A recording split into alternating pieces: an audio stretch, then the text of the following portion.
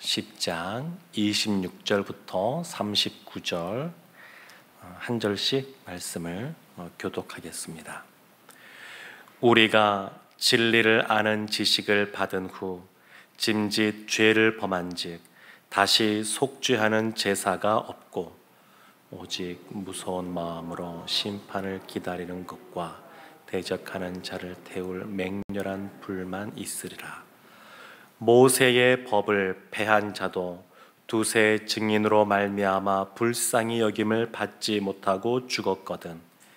하물며 하나님의 아들을 짓밟고 자기를 거룩하게 한 언약의 피를 부정한 것으로 여기고 은혜의 성령을 욕되게 하는 자가 당연히 받을 형벌은 얼마나 더 무겁겠느냐. 너희는 생각하라. 원수 갚는 것이 내게 있으니 내가 갚으리라 하시고 또 다시 주께서 그의 백성을 심판하리라 말씀하신 것을 우리가 아노니 살아계신 하나님의 손에 빠져 들어가는 것이 무서울진저. 전날에 너희가 빛을 받은 후에 고난의 큰 싸움을 견디어낸 것을 생각하라. 혹은 비방과 환난으로서 사람에게 구경거리가 되고 혹은 이런 형편에 있는 자들과 사귀는 자가 되었으니 너희가 갇힌 자를 동정하고 너희 소유를 빼앗기는 것도 기쁘게 당한 것은 더 낫고 영구한 소유가 있는 줄 알미라. 그러므로 너희 담대함을 버리지 말라. 이것이 큰 상을 얻게 하느니라. 너희에게 인내가 필요함은 너희가 하나님의 뜻을 행한 후에 약속하신 것을 받기 위함이라. 잠깐 후면 오실 이가 오시리니 지체하지 아니하시리라. 나의 의인은 믿음으로 말미암아 살리라. 또한 뒤로 물러가면 내 마음이 그를 기뻐하지 아니하리라 하셨느니라. 우리는 뒤로 물러가 멸망할 자가 아니요 오직 영혼을 구원함에 이르는 믿음을 가진 자니라. 아멘. 히브리서 11장 말씀을 우리가 주일날 계속 보고 있는데 히브리서 11장 그 앞에 부분과 그리고 그 뒤에 부분, 그 부분에 인내라고 하는 부분이 나옵니다. 믿음을 말하면서 인내를 동시에 말합니다. 견디는 믿음에 대해서 말하고 있습니다. 그래서 오늘 본문이 그것에 대한 한 부분을 지금 말하고 있는데 인내와 믿음을 말하면서 왜 믿음 생활하는 사람들이 인내해야 되느냐. 오늘 26절 말씀부터 보면 그것에 대해서 좀 더 그 이유들을 분명하게 이렇게 말하고 있습니다. 히브리서는 사실 누가 썼는지 정확하게 알지를 못합니다. 그러니까 히브리서 기자가 어떤 분들은 바울이 아닐까 이렇게 보시는 분들도 있고 바울은 아닐 것이다 이렇게 보시는 분들도 있고 좀 나누어져 있습니다. 그러나 분명한 것이 있습니다. 히브리서 기자가 누구인지는 모르겠지만 이 히브리서가 누구에게 쓰여졌는지 어떤 성도들에게 쓰여졌는지는 아주 분명합니다. 믿음 생활을 처음 하는 사람에게 쓰여진 것이 아니라 믿음의 1세대들에게 쓰여졌다기보다는 그 믿음의 2세대들에게 쓰여진 서신이라는 겁니다. 우리가 사랑하는 자녀들 또 손주들이 믿음 생활을 잘 하기를 원하고 기도하면서 말씀과 기도로 양육하는데 그럼에도 불구하고 예수님이 살아계신지 잘 모르겠습니다 하고 신앙적인 방황을 하는 그러한 자녀들을 볼 때가 있습니다. 참 부모로서 마음이 너무 아프죠. 그리고 이 자녀가 주님을 잘 믿고 신앙생활을 신실하게 하기를 그 어떤 것보다 가장 중요하게 여깁니다. 근데 이 당시에도 믿음의 그 후손들이 흔들리는 그러한 일들이 있었습니다. 그래서 예수님을 믿는 것 때문에 로마로부터 여러 가지 압력들이 있고 황제로부터 권력으로부터의 그러한 핍박뿐만 아니라 예수님 믿는 것 때문에 당하는 그러한 불편 부당한 일들, 그러한 것들이 만연해 있습니다. 그래서 오늘 본문은 크게 두 가지로 구분해 볼 수 있는데 26절부터 31절까지는 아주 강력한 경고가 나옵니다. 굉장히 강력한 경고가 나옵니다.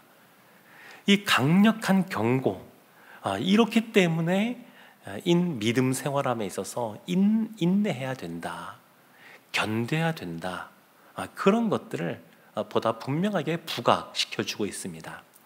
26절 말씀 보면 이렇게 말씀이 시작합니다. 우리가 진리를 아는 지식을 받은 후 짐짓 죄를 범한 즉 다시 속죄하는 제사가 없고, 다시 속죄하는 제사가 없다.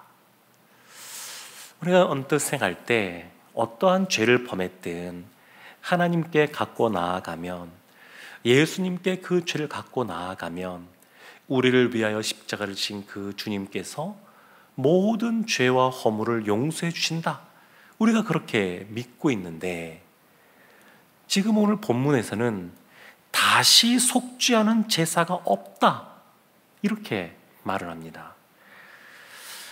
이것이 28절, 29절에도 이어지는 내용인데 28절에 이렇게 나옵니다. 모세의 법을 폐한 자도 두세 증인으로 말미암아 불쌍히 여김을 받지 못하고 죽었거든 하물며 하나님의 아들을 짓밟고 자기를 거룩하게 한 언약의 피를 부정한 것으로 여기고 은혜의 성령을 욕되게 하는 자가 당연히 받을 형벌은 얼마나 더 무겁겠느냐, 너희는 생각하라.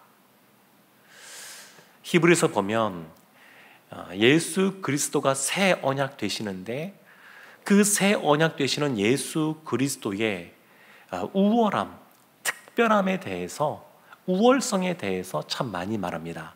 무엇과 비교하냐면 모세 때 받았던 그 율법, 모세 때 받았던 그 언약과 비교해서 이것보다 새 언약이신 예수 그리스도가 월등히 우월하다, 이런 표현들을 참 히브리서가 많이 하고 있는데, 지금 28절, 29절도 마찬가지입니다. 모세가 법을 폐한 자도, 모세의 법을 폐한 자도 두세 증인으로 말미암아 불쌍히 여김을 받지 못하고 죽었거든 하물며 성령을 욕되게 하는 자, 얼마나 그것이 무겁겠느냐. 이런 사람은 다시는 속죄하는 제사, 죄사함을 얻지 못한다, 이렇게 말을 하고 있습니다.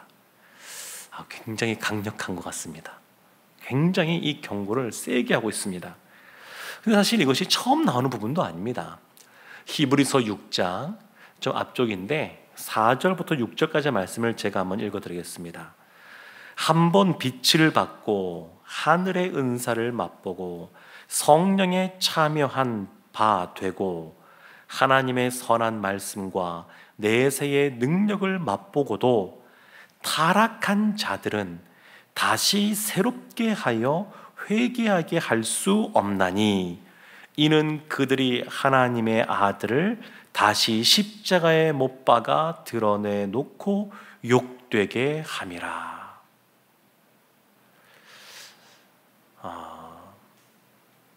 다시 새롭게 하는 회개를 경험하지 못한다, 이렇게 말을 합니다.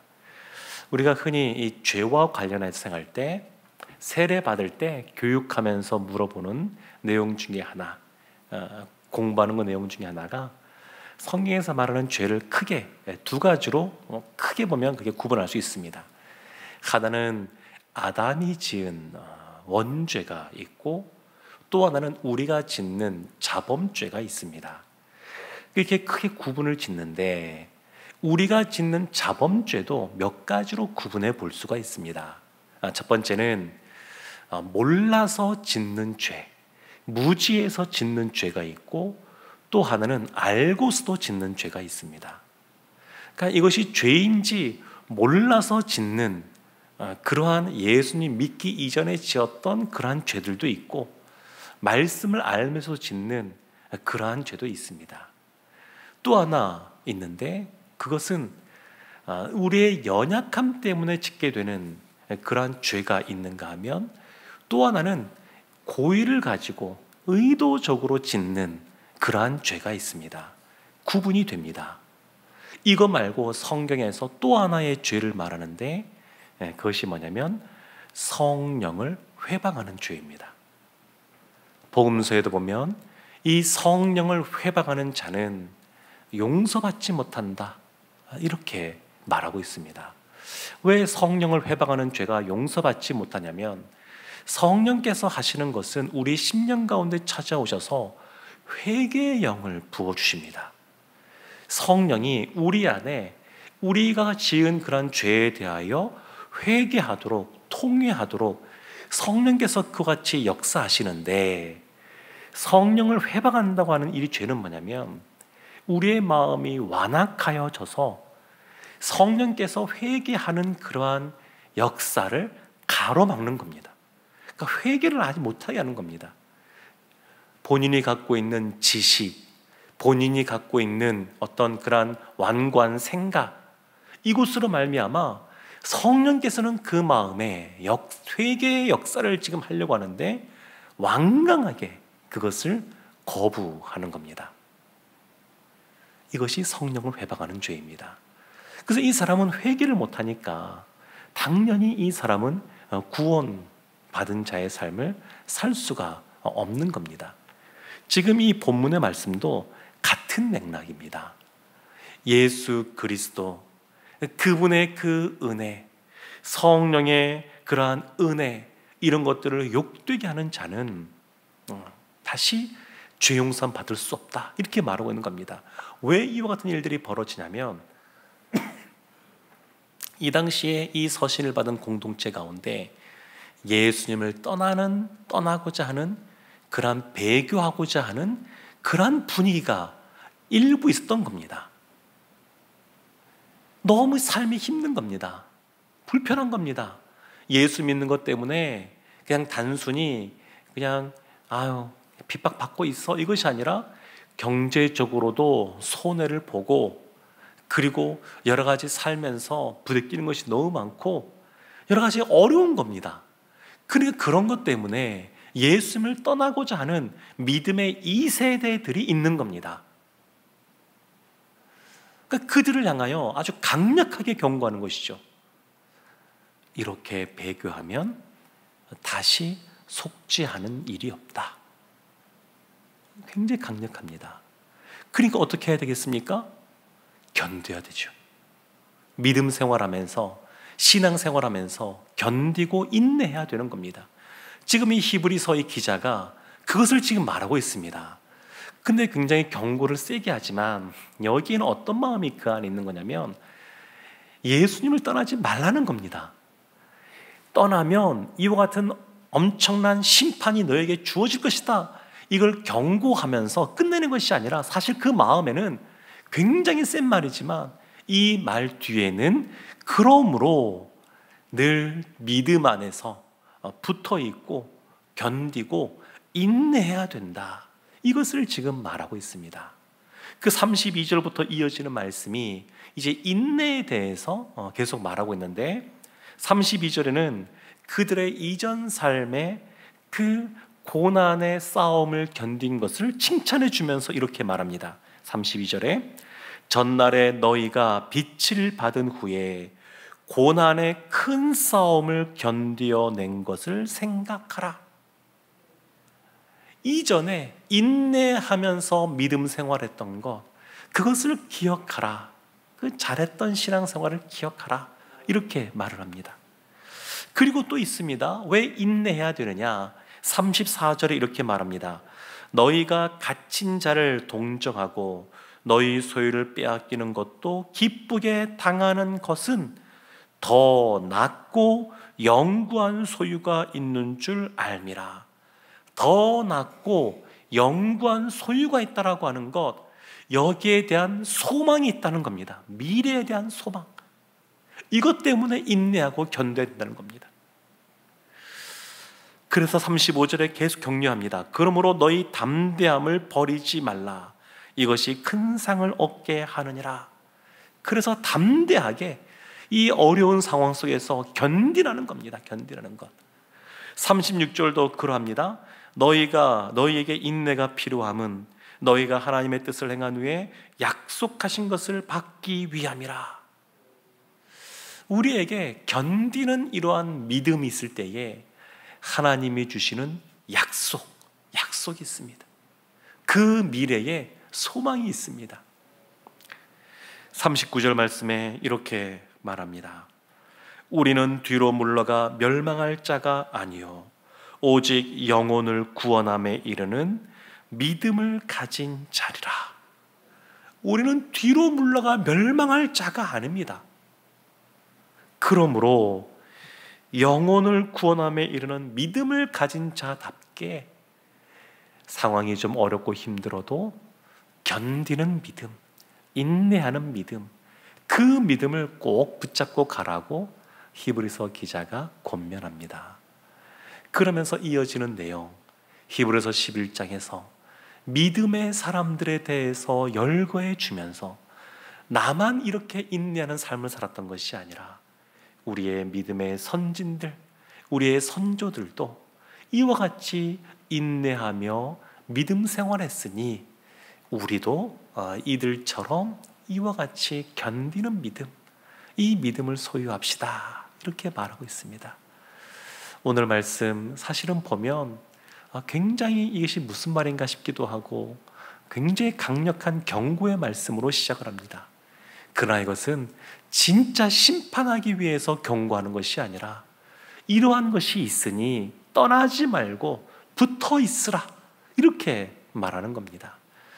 혹 우리 자녀들 가운데 또 손자들 가운데 신앙이 방황하는 그러한 자녀들이 있을 수도 있습니다.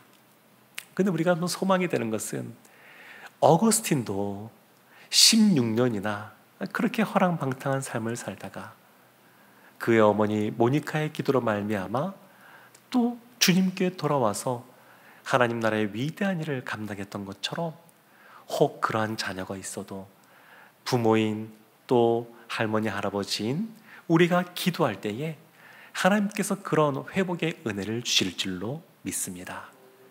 하나님이 주시는 그 구원의 은혜 충만하게 받아 누리는 우리의 사랑하는 또 자녀들 되기를 주님의 이름으로 축원합니다. 아멘. 기도하겠습니다. 하나님, 어떠한 상황 속에서도 십자가를 지신 예수 그리스도를 바라보고 견디고 인내하는 믿음의 사람들 다 되게 하여 주옵소서. 예수님의 이름으로 기도합니다. 아멘.